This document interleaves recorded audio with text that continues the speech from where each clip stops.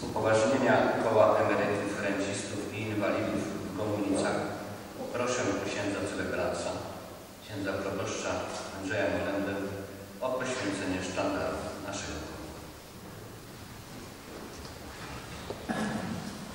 Niech imię Pańskie będzie błogosławione teraz i na wieki. Módlmy się. Boże, który dajesz początek wszelkim wspólnotom, pobłogosław ten sztandar Koła Emerytów, Rencistów i Inwalidów w Gomułnicach. Spraw, aby wszyscy, których ten znak jednoczy, stali się wspólnotą pokoju i stałej gotowości do niesienia pomocy innym, za przyczyną naszej wspomożdzielki wiernych, także świętej Anny, patronki emerytów, rencistów, udziel pomocy wszystkim, którzy Cię wzywają i zachowaj ich od wszelkich niebezpieczeństw. Prosimy Cię o to przez Chrystusa, Pana naszego. Amen.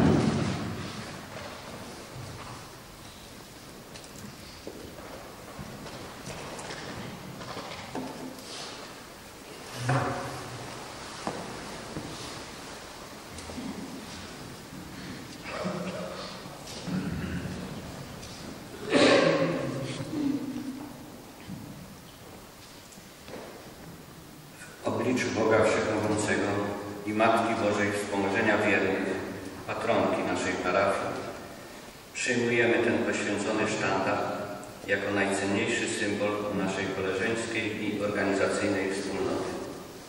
Obiecujemy dbać o niego, dumnie i wysoko go nosić, być wiernym symbolom i treściom na tym sztandarze ujętym, kultywować najlepsze tradycje naszych poprzedników oraz godnie reprezentować